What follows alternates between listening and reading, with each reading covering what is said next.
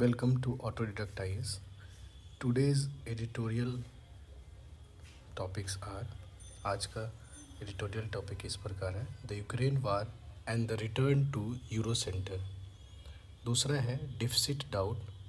Third one is related to speech manufacturing, जो कि अभी हाल फिलहाल ऑनलाइन ट्रोलिंग ऑफ जुडिशियरी है आफ्टर नुपुर शर्मा जजमेंट का, तो उस पे है। और चौथा है ये जो फोर्थ है टाइम फॉर विजिलेंस, ये एक्चुअल में आपका मंकी फॉक्स से रिलेटेड है, कैसे इसको रोका जाए स्प्रेड से। तो पहला दो टॉपिक हम लोग डिटेल में करेंगे, first and second topic. Third and fourth topic, क्योंकि थर्ड वाले में अभी उतना कंटेंट नहीं दिख रहा है, फर्दर अगर कुछ होता है तो इसको हम लोग इसको एक टॉपिक के तौर पे हम लोग इसको देख लेंगे बाद में। और विजिलेंस वाला जो मंकी फॉक्स है उसमें भी ज़्यादा कुछ है नहीं, तो ये दो टॉपिक नहीं करेंगे हम लोग, और first and second topic detail में करेंगे। एक और एडवाइस है कि आप वीडियो को 1.25 या 1.5 या 2 पे करके आप फास्ट फॉरवर्ड में करके देख लेंगे, तो आपका जो टाइम है वो कम लगेगा। ठीक है, फिर चलते हैं हम लोग नेक्स्ट टॉपिक पे। Ukraine war and the return to eurocentrism, ये नेक्स्ट एडिटोरियल टॉपिक है। इसमें बेसिकली जो आपका राइटर बताना चाह रहे हैं कि फिर से कैसे यूरोप जो है वर्ल्ड पावर में एक पाइवटल रोल प्ले करने जा रहा है, मतलब सेंटर में आ गया है। अब इसमें देखते हैं एक्चुअल में सेंटर आया है या नहीं आ रहा है, या क्या प्रोसेस से ये सेंटर में आया है, इसमें यही बात किया गया है। और क्या क्या एविडेंस है जो शो कर रहा है कि यूरोसेंट्रिज्म बनने लगा है वर्ल्ड ऑर्डर। इसमें देखिए शुरुआत स्टार्ट करते हैं कि जो बिफोर कॉलोनाइजेशन जो मेन वर्ल्ड ऑर्डर था यूरो सेंटर के अंदर था। जैसे यूरोपियन का बात करो जो इंडिया में आया, वो सारा देखोगे कॉलोनी बनाने वाला कौन थे, सारे यूरोप वाले ही थे। एक तरह से major role before second world war आपका यूरो सेंटर वर्ल्ड था। उसके बाद वर्ल्ड वार हुआ, डिकोलोनाइजेशन स्टार्ट हुआ, उसी में आप देखोगे उस समय बाईपोलर वर्ल्ड बनने के कगार पे था। यूएसएसआर और यूएस में जब वो कोल्ड वार चल रहा था, और उसमें आपको यूएसएसआर को हराकर यूएसए जो है सुपर पावर के तौर पे उभरता है और सुपर पावर बना हुआ है अभी भी। लेकिन वो सुपर पावर उतना नहीं है, कंपैरेटिवली वो चैलेंज होने लगा है आज के समय में। जैसे चाइना का देखो, तो चाइना वो क्या है, उसको काउंटर कर रहा है। तो इस तरह से जो राइजिंग पावर है यूएस का डोमिनेंट रोल को कम करते जा रहा है। और वर्ल्ड ऑर्डर जो है हमारा बिफोर रसिया यूक्रेन वार, एक तरह से कह सकते हो मल्टीपोलर वर्ल्ड ऑर्डर के तौर पे था। लेकिन इसमें इस आर्टिकल में जो हमारे राइटर है वो बताना चाह रहे हैं कि रसिया यूक्रेन वार के बाद थोड़ा सा चेंज आया है वर्ल्ड ऑर्डर में, और वो फिर से यूरोसेंट्रिक वर्ल्ड ऑर्डर की तरफ जा रहा है। हाँ, उतना पावर और डोमिनेंस नहीं है जितना पहले वो सेकेंड वर्ल्ड वार के पहले था, लेकिन डोमिनेंस धीरे धीरे बढ़ रहा है। इसमें फिर कारण क्या बताएं कि क्यों यूरो सेंटर हो रहा है। यूएस जो है अभी हाल फिलहाल में आप देखोगे यूएसए जो है इराक और अफ़गानिस्तान में हाल फिलहाल में अपना वार ख़त्म किया है, और वो दोबारा वार में नहीं जाना चाहता है। नो डाउट यहाँ पे ट्रांस अटलांटिक एरिया में जो सिक्योरिटी लैंडस्केप है उसमें अगर आप बात करो तो डोमिनेंट यूएस अभी भी डोमिनेट करता है, लेकिन वो उतना पावर नहीं रहा जितना रसिया यूक्रेन के वार के पहले था। लेकिन इसी कॉन्टेक्स्ट में, इसी टाइम पीरियड में अगर आप देखो तो यूरोप जो है, जो पैसिफिज्म के तौर पे वो ज़्यादा पीस चाहता था, पीस लविंग सपोर्टर था, वो अब धीरे धीरे अपने आप को शिफ्ट कर रहा है मिलिट्रिज्म के तरफ। ये कारण क्या है, इनसिक्योरिटी जो है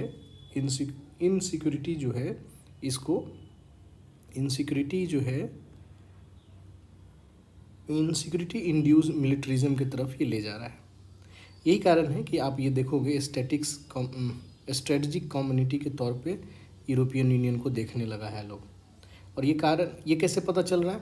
तो यूरोपियन यूनियन और नाटो का फिर से रिवेटलाइज कर रहा है, उसको फिर से स्ट्रेंथन करने के में लगा हुआ है ये लोग। तो यूरोपियन यूनियन और नाटो, अभी हाल फिलहाल में देखोगे फिनलैंड और स्वीडन जो है वो नाटो को ज्वाइन किया है। आपको पता होगा नाटो में 6 यूरोपियन कंट्री नहीं ज्वाइन था, बाकी हैं यूरोपियन यूनियन नाटो में।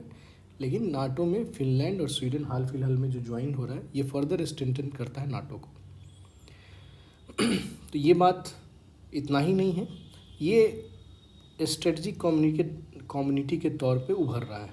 यहीं पे आप देखोगे कि ये जो इसका यूरोपियन यूनियन और नाटो जो है, ये दोनों मिलकर एक तरह से मिलिट्री यूनिट के तौर पे काम करने वाला है। और ये मिलिट्री यूनिट इसी तरह बोलने वाली नहीं है, इसको बैकअप मिल रहा है political commitment, fully political commitment और financial resource. One of the richest economic country इसको सपोर्ट कर रही है। ये दोनों ही से इसको मिलिट्री को स्ट्रेंथन करने में मदद हो रहा है। जैसे कि आप देख सकते हो कि बर्लिन जो जर्मनी है, नेक्स्ट ईयर में अपना नेशनल सिक्योरिटी स्ट्रेटजी चेंज करेगा, नया लाने वाला है।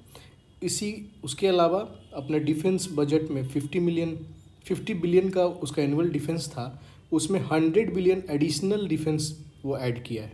तो ये शो करता है कि ये मिलिट्राइजेशन के तरफ ये जा रहा है। नो डाउट ये फर्दर ये स्टार्ट हो जाएगा कि बाकी और भी कंट्री अपने डिफेंस में पैसा खर्च करने लगेंगे। जो पहले कम था अब धीरे धीरे डिफेंस में चलने लगेंगे, और जो सोशल सिक्योरिटी में जो पैसा खर्च हो रहा था वहाँ वो कम होने लगेगा। इसके अलावा यूरोपियन अभी वर्ल्ड को कैसे देख रहा है? एक तो जो आप देख रहे होगे कि रसिया चाइना और इराक पे जो यूएसए लगाता था इकोनॉमिक सैंक्शन, वो अब जो यूरोपियन कंट्री हैं वो उसको अब पॉपुलराइज नहीं कर रहा है, वो उसको सपोर्ट नहीं कर रहा। उनको पता है कि ये काम नहीं कर रहा है। चेंजिंग रसिया थ्रू ट्रेड ये सक्सेस नहीं है, ये पता है यूरोप को। उसके अलावा वहाँ पे ये बात तो है कि इनसिक्योरिटी और वल्नरेबिलिटी यूरोप में है, क्योंकि बगल में लड़ाई हो रहा है तो वो लोग इनसिक्योर फील करेगा। लेकिन उसी टाइम में रसिया और यूक्रेन का वार वो एक तरह से ब्लेसिंग इन डिस्गाइज के तौर पे कर रहा है। क्यों कर रहा है ये? क्योंकि आप यहाँ देखने को मिलता है कि ये जो वार है वो यूरोपियन यूनियन और नाटो को फर्दर स्ट्रेंथन कर दिया है, जो कि ये हम आने वाले फ्यूचर में ये यूरोपियन यूनियन के लिए ज़्यादा अच्छा होगा। अब ये वार के कारण हमारा इंस्टीट्यूशन पे क्या क्या असर पड़ रहा है, तो उसमें एक दो चीज़ देखने को मिला है कि भाई जो हमारा ये वर्ल्ड इंस्टीट्यूशन है, जैसे यूएन हुआ या अदर डेमोक्रेटिक इंस्टीट्यूशन है, उस पर क्या असर पड़ रहा है। तो उसमें जो राइटर है बता रहे हैं कि देखिए डिफेंस बजट बढ़ रहा है, नो डाउट डिफेंस बजट बढ़ रहा है। इसके अलावा आपको डिफेंस बजट के बाद में जो यूरोपियन यूनियन और नाटो को फर्दर स्ट्रेंथन पे काम किया जा रहा है। ग्लोबलाइजेशन जो है उस पे खुद पे ग्लोबलाइजेशन इंड्यूस वल्नरेबिलिटी है, उससे ये लोग वरी है। और उसका जो प्रॉब्लम है इनडिस्क्रिमिनेट ग्लोबलाइजेशन, उससे भी ये लोग फोर्स कर रहा है। इनडिस्क्रिमिनेशन ग्लोबलाइजेशन के कारण ये यूरोपियन यूनियन को फोर्स कर रहा है कि इस पे दोबारा सोचे कि ग्लोबलाइजेशन सही है या नहीं है। इसी के बाद ये भी देखने को मिल रहा है कि जो मल्टीलेटरलिज्म जो वर्ल्ड ऑर्डर था वो यूरोपियनिज्म के तरफ जा रहा है। ये सारा जो दिख रहा है यूरोप सेंटर ग्लोबलाइजेशन के प्रति वल्नरेबिलिटी जो है वो, यूरोपियन यूनियन और नाटो को स्ट्रेंथन देना, अपना डिफेंस बजट स्टार्ट करना, ये सारा शो कर रहा है कि यूरोपियन यूनियन को यूनाइटेड नेशन पे और अदर जो इस टाइप का डेमोक्रेटिक इंस्टीट्यूशन है उस पर फेथ कम हो गया है। इसके अलावा आप देखोगे कि यूरोपियन सेंट्रिक व्यू के बारे में जो राइटर बात कर रहे हैं वो बता रहे हैं कि नो डाउट कि यूरोपियन यूनियन के पास ये एबिलिटी है कि रेस्ट ऑफ वर्ल्ड को एक अच्छा स्टैंडर्ड प्रोवाइड करवा दे। अभी हाल फिलहाल में आप देखोगे डिजिटल सर्विस एक्ट या डिजिटल एसेट एक्ट या ह्यूमन राइट स्टैंडर्ड जो यूरोपियन यूनियन का है, ये नो डाउट ये पूरे ग्लोबल, पूरे वर्ल्ड लेवल में इसका एक्सेप्टेंस है, कोई अवॉइड नहीं कर सकता है। लेकिन प्रॉब्लम यहाँ पे ये है कि यूरोपियन यूनियन जो है ये प्रोसेस को अपनाने में अनडेमोक्रेटिक प्रोसेस यूज़ कर रहा है।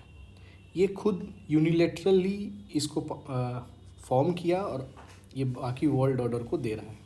तो ये जो मेज़र है ये प्रॉब्लमेटिक है।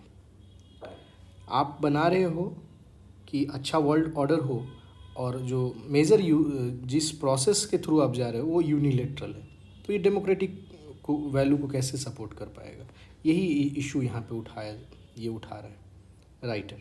इसके बाद एक अगला इसमें बात किया है कि यूरोपियन का एक स्लोगन आ रहा है कि democracies should come together to defeat a non democratic.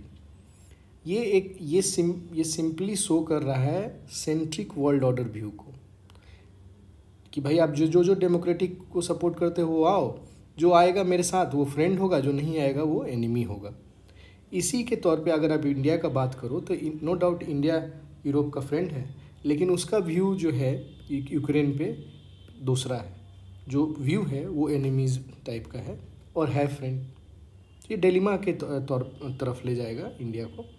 इसी में यही बात कर रहा है कि भाई आपका यूरोपियन सेंट्रिक व्यू जो है, एक तो बात भी कर रहे हैं ये लोग, दूसरा ये क्या कर रहे हैं कि ये पार्टनर बनाएंगे, अब ग्लोबल पार्टनर बनाएंगे और वो उस पार्टनर में कोशिश करेंगे, उस पार्टनर के थ्रू एक आपका यूरोसेंट्रिक वर्ल्ड ऑर्डर एस्टेब्लिश करेंगे, ठीक है, जो कि ट्रूली ग्लोबल वर्ल्ड ऑर्डर नहीं होगा, ठीक है। इसी में एक चीज़ और बात है कि जब यूरोसेंट्रिक वर्ल्ड व्यू आप देखते हो तो इसमें क्या देखने को मिलेगा? अब हमको ये देखने को मिलेगा कि अब जो है नॉर्म सेटिंग और सिस्टम शेपिंग, ये दोनों ही by Europe, among Europe, for Europe, ये देखने को मिलेगा। और लेसर कंसल्टेशन और lesser consensus with non European countries यहाँ पे देखने को मिलेगा। आप बना रहे हो खुद से अपने लिए, लेकिन यूटिलाइज तो बाहर भी करने वाला है। तो यही प्रॉब्लम हम लोग जो यहाँ पे देखे थे प्रॉब्लम, कंसल्टेशन होना ज़रूरी है, कंसेंसस बिल्डिंग होना ज़रूरी है, तभी कोई आएगा। आपका एक डेमोक्रेटिक व्यू का बात कर रहे हो कि डेमोक्रेटिक के नाम पे बुला रहे हो, तो बाकी जब आप डेमोक्रेटिक वैल्यू बनाते हो तो उस समय भी आप सबको कंसीडर करो। इसी में एक चीज़ और राइटर बात कर रहे हैं, जो यूनिलेटरल अटेम्प्ट यूरोपियन यूनियन के थ्रू लिया जा रहा है कि सेव द वर्ल्ड ऑर्डर, ये एक तरह से चाइनीज़ को काउंटर करने के लिए लिया जा रहा है, ठीक है। बाकी की सारा चीज़ आप देखोगे कि सेंट्रिक वर्ल्ड ऑर्डर जो अभी बताए थे, इंडिया का जो पर्सपेक्टिव है यहाँ पे एज ए फ्रेंड का, और यूक्रेन के प्रति उसका रवैया अलग है। तो यहाँ पे वही चीज़ है कि ये सिर्फ सब चीज़ आपका एक क्रिएट डिलेमा के तौर पे ले जाता है कि आज जो नॉन यूरोपियन कंट्री है वो क्या करे। यहाँ पे एक मेजर बात कर रहा है जो राइटर है कि प्रायोरिटी जो है आफ्टर वर्ल्ड, जो अभी priority after Russia and Ukraine war, ये चेंज हो चुका है। यूरोप इस वार को देखता है कि इंटरनेशनल स्टेबिलिटी और रूल बेस्ड ग्लोब ऑर्डर के प्रति ये थ्रेट है, जबकि नॉन वेस्टर्न कंट्री या नॉन यूरोपियन और डेवलपिंग और अंडर डेवलप कंट्री का प्रायोरिटी अभी भी पॉवर्टी है, अंडर डेवलपमेंट है, लोकल कन्फ्लिक्ट है। तो ये चीज़ प्रूव होता है कि अभी अगर आप बात करो कि नॉन वेस्टर्न कंट्री है, उसका व्यू रसिया यूक्रेन के प्रति क्या है, तो वो लोग इंटरेस्ट कम ले रहे हैं, इंटरेस्ट कम है। ये शो होता है कि इसका प्रायोरिटी भी अभी दूसरा है। This article is about deficit doubt. ये आर्टिकल आपका एडिटोरियल में है। इसमें बेसिकली जो बात हो रही है कि जो प्रेजेंट इकोनॉमिक कंडीशन है इंडिया का, वो डाउटफुल है। आप देख रहे हो कि जो रुपीज़ जो है 80 ₹80 पर डॉलर पहुंचने वाला है, टच कर दिया है। तो इस कंडीशन में और उसके अलावा आपका एक्सपोर्ट घट रहा है, करेंट अकाउंट डेफिसिट बढ़ रहा है। इस कंडीशन में फाइनेंस मिनिस्ट्री जो फाइनेंस मिनिस्टर है हमारे, वो बोल रही हैं कि अभी भी हमारा इकोनॉमिक जो कंडीशन है वो रिकवरी इन फ्यूचर रिकवर कर सकता है। वो एक ऑप्टिमिस्टिक व्यू देती है। उसी को हम लोग इसमें देखेंगे कि क्या इस एडिटोरियल में बात हो रही है। तो बेसिकली आप देखोगे कि ये इसमें रीज़न है कि क्यों ये इंडिया रिकवर कर सकता है। एक तो इंटरनेशनल रीज़न आप देख सकते हो। इंटरनेशनली आप देखोगे कि जो यूएस फेडरल है अपना टाइट मॉनेटरी पॉलिसी यूज़ करने जा रहा है, जिसके कारण जो यहाँ से फ्लो हो रहा था मनी, अब वो थोड़ा रुकने का संभावना बनता है। उसके बाद जो जियोपॉलिटिकल इशू जो चल रहा है उसके कारण स्लो डाउन ट्रेंड में भी इकोनॉमी जा सकता है ग्लोबल। उसके अलावा आप नेशनल पर्सपेक्टिव में देखोगे तो नेशनल पर्सपेक्टिव में भी कुछ मेजर लिया गया है आरबीआई के द्वारा और गवर्नमेंट दोनों के द्वारा, जिससे कि हमारा जो इकोनॉमी रिकवरी के तरफ जाए। जैसे आरबीआई के आप देखते हैं तो इंटरेस्ट रेट हाल फिलहाल में वो बढ़ा दिया है। जो फिजिकल मॉनेटरी पॉलिसी जब आया था उसमें 90 बेस पॉइंट बढ़ा दिया है। तो बेस रेट अब हमारा 4.9% हो चुका है। बेस रेट हमारा 4.9% हो चुका है। इसके अलावा जो हमारा आउटफ्लो हो रहा है डॉलर का, उसके लिए भी आरबीआई ने कुछ मेज़र लिए हैं। मेज़र इसमें इस आर्टिकल में तो दिया नहीं है, फिर भी हम लोग कुछ बात कर लेते हैं। एक तो मेजर ये जो लिया गया है, तो कैसे ये रोका जा सकता है। आप ऐसे भी आप कंसेप्चुअल देखोगे तो जहाँ जहाँ से मेरा डॉलर आ सकता है इंडिया में, उस चीज़ को आप खोलोगे। जैसे बैंक है तो बैंक को अलाउ कर दिया गया है कि आप फॉरेन करेंसी का डिपॉजिट आप बढ़ाइए, उस पर उससे भी आपका जो रिटर्न है, मतलब बैंक क्या करेगी, तो बैंक अब क्या करेगी, जो वहाँ डिपॉजिट करेगा उसको ज़्यादा रिटर्न देगी। ठीक है, तो इसको ये अलाउ किया है। और उसके अगर ये डिपॉजिट करती है तो जितना डिपॉजिट अगर फॉरेन करेंसी का होता है उसके एवज में जो हम लोग सीआरआर और एसएलआर रखते थे वो इसको नहीं रखना पड़ेगा। तो एक बैंक के पर्सपेक्टिव में आप देख सकते हो बैंक क्या कर सकता है। उसके बाद जो हमारा portfolio FPI foreign portfolio investment है, जो ये यहाँ से फ्लाई कर रहा है, देखा जा रहा है कि 30 बिलियन के आसपास यहाँ से फ्लाई हो चुका है अभी तक। तो वो उस चीज़ को कैसे रोका जाए या फर्दर और कैसे उसको बुलाया जाए, तो इसमें देखने को मिल रहा है कि आरबीआई उसका जो विंडो है उसको और ओपन कर दिया है। इनिशियली आप जो ये एफपीआई जो होता था ये सिर्फ और सिर्फ इन्वेस्ट कॉरपोरेट डेप्ट में ही करता था और वो एक साल का मैच्योरिटी पीरियड होना चाहिए एटलीस्ट।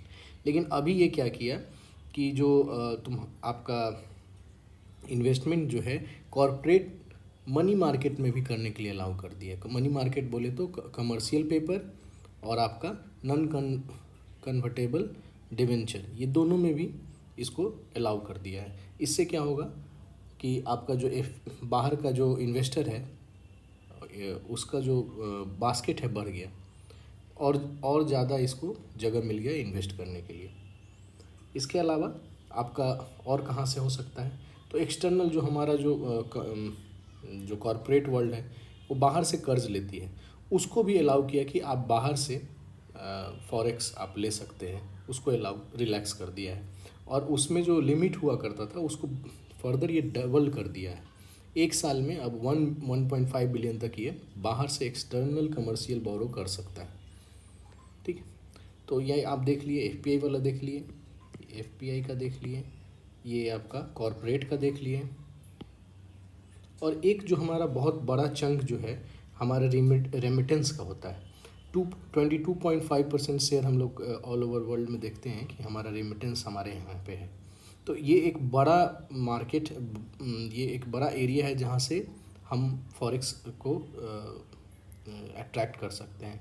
तो उसके लिए भी आरबीआई क्या किया कि उसका foreign currency non residential deposit जो होता है FCNRB, जो कि करेंसी फॉरेन करेंसी में ही पैसा डिपॉजिट करता है, तो उस पे हाई रिटर्न अब देने लगेगा। दूसरा इन जो आपका नॉन रेसिडेंशियल एक्सटर्नल डिपॉजिट है, जिस पे कि टाइम लायबिलिटीज़, जैसे कि हम 8 महीना 9 महीना 10 महीना ऐसे करके टाइम डिपॉजिट करते हैं, उस पे भी आपको पैसा ज़्यादा रिटर्न देने के लिए ये बैंक को बोला गया है। तो और यही चीज़ ये बैंक यहीं से जो बैंक वाला जो हम लोग यहाँ बात किए हैं वो यहीं से करने वाली है। तो इससे ये फ़ायदा हो जाएगा कि जो हमारा डॉलर है हमारे यहाँ अगर आएगा, तो जो मेरा पैसा रुपीज़ जो है डिप्रिसिएशन हो रहा है वो थोड़ा सा रुकने का संभावना वहाँ बढ़ जाता है। इसके अलावा अब अगर आप बात करो, ये RBI का मेजर था जो हम लोग बात किए, जो इस आर्टिकल में नहीं दिया, लेकिन आपको पता होना चाहिए था, इसलिए हम इसमें बात कर लिए। इसके बाद आप जो गवर्नमेंट जो मेजर ली है, बेसिकली हम लोग बात कर रहे थे कि फाइनेंस मिनिस्ट्री क्यों बोल रही है कि इंडिया का रिकवरी इकोनॉमिक जो है रिकवरी मोड में आ सकता है इन फ्यूचर में। तो इंटरनेशनल एक पर्सपेक्टिव देखा, उसके बाद नेशनल में RBI क्या क्या मेजर लिया वो देख लिए। रेट घटा रहा है, आउटफ्लो को और डॉलर का आउटफ्लो को रोकने का कोशिश कर रहा है। गवर्नमेंट भी कुछ काम किया, जैसे कि विंडफॉल टैक्स को बढ़ा दिया है। विंडफॉल टैक्स मतलब आपका अनएक्सपेक्टेड जो गेन होता है उस पर हाई परसेंटेज ऑफ टैक्स लेना। दूसरा है जो वैसा इंपोर्ट ड्यूटीज़ उस पर बढ़ा दिया है जो कि आपका फॉरेक्स को ड्रेन करे। जैसे गोल्ड वगैरह अगर आप इंपोर्ट करते हो तो मेरा फॉरेक्स ज़्यादा लगता है, तो उस पर ये बढ़ा दिया। तो ये कुछ मेजर, ये चीज़ जो मेजर है, इसमें जो मेजर या इंटरनेशनली लिया हो या नेशनली लिया हो, इसको देख के फाइनेंस मिनिस्ट्री जो ऑप्टिमिस्टिक दिखा रही है कि हमारा इकोनॉमिक रिकवरी मोड में हो सकता है। इसके अलावा और क्या कंडीशन है जो कि आपको जो फेवरेबल इकोनॉमिक कंडीशन हमको दिखता है, इसमें आप देखेंगे फेवरेबल इकोनॉमिक कंडीशन में, तो एक तो है कि अभी हाल फिलहाल में आप देखोगे GST कलेक्शन, जो GST रेट हाइक हुआ है, उससे ये संभावना है कि हमको इन फ्यूचर में जो हमारा जो टैक्स कलेक्शन है वो बढ़ जाए। इसके अलावा एक और चीज़ देखने को मिला है कि इंडस्ट्रियल जो मेटल प्राइस है वो 16 मंथ का लो पे चला गया है, इससे कि हम अब प्रोडक्शन कॉस्ट हमारा घट सकता है और जो प्राइस जो है प्राइस कंपेटिबिलिटी या ग्लोबल मार्केट में हमारा प्राइस हमारे प्रोडक्ट का घट जाएगा। उसके बाद जो फूड प्राइस जो इन्फ्लेशन था अब वो डाउन ट्रेंड में जा रहा है, अपने पीक से अब रिटर्न पे आ रहा है। क्रूड ऑयल को भी देखा जा रहा है कि ये डाउन ट्रेंड में जाने वाला है। कारण क्या है कि जो रिसेशन का जो डर है उसके कारण ये डाउन ट्रेंड में शो हो रहा है। ये हमारा फेवरेबल इकोनॉमिक कंडीशन है। और जो हम ऊपर में अभी पहले जो बात किए थे, जो मेजर जो RBI और गवर्नमेंट लिया है, ये सारा देखते हुए फाइनेंस मिनिस्ट्री बोल रही है कि हमको मेरा जो इकोनॉमी है जल्दी रिकवर कर जाएगा। लेकिन अगर ऐसा ना हुआ, अगर ये जो फेवरेबल कंडीशन है जो GST वाला बात किए या प्राइस का फूड प्राइस जो नीचे जा रहा है, ऑयल ट्रेंड जो क्रूड ऑयल है वो नीचे नहीं है और अगर जाता है, और ये सारा चीज़ हमको अगर फूड इफ़ ऑल दिस, ये जितना भी फेवरेबल कंडीशन है, अगर मीनिंगफुल और sustainable and meaningful drop in food and energy price अगर नहीं होता है तो हमारा current account deficit further deteriorate होगा, इसमें नो डाउट। कारण क्या है कि हम लोग ऑयल डिपेंडेंसी है, इंडिया ऑयल डिपेंडेंसी ज़्यादा है। 80% हमारा जो रिक्वायरमेंट है हम लोग बाहर से ही इंपोर्ट करते हैं। तो इससे क्या होता है कि मेरा इम्पैक्ट जो इफेक्ट क्या करता है, inflation, growth, current account balance, fiscal management या रुपीज़, ये सारे को अफेक्ट करता है अगर आप ज़्यादा डिपेंडेंसी है ऑयल पे। और ये इसके कारण क्या हुआ है कि हम लोग विस्कल साइकिल में चले गए हैं और इसको तोड़ना बहुत ज़रूरी है। अभी करेंट ट्रेंड में अगर आप देखो तो हमारा जो एक्सपोर्ट है घटते जा रहा है और कॉस्टलियर ऑयल इंपोर्ट है, क्योंकि अभी आप देख रहे हो रुपीज़ जो है 80 के आसपास टच कर रहा है, तो हमारा ऑयल जो है और कॉस्टलियर हो जाएगा। इसके कारण हमारा ट्रेड डिफिसिट फर्दर बढ़ जाएगा, मर्चेंडाइज ट्रेड डिफिसिट। अगर ये बढ़ेगा तो करेंट अकाउंट डिफिसिट भी हमारा बढ़ जाएगा।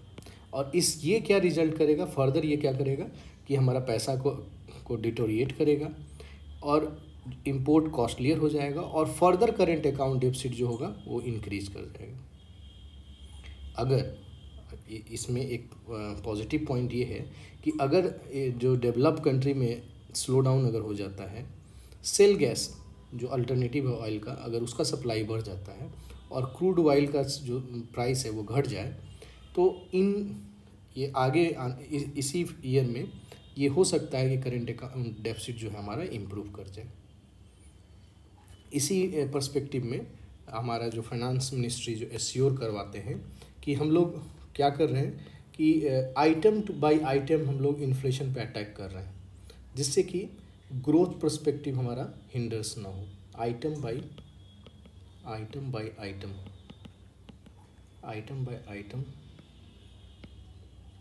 अटैक ऑन इन्फ्लेशन, ठीक है।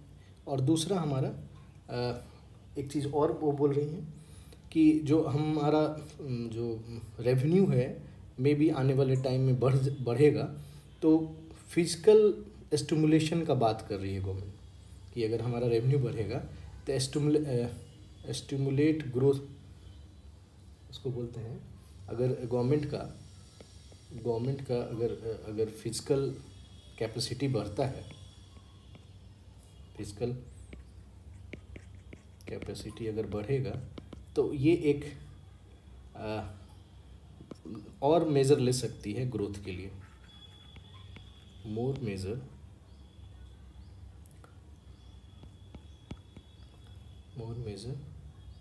टू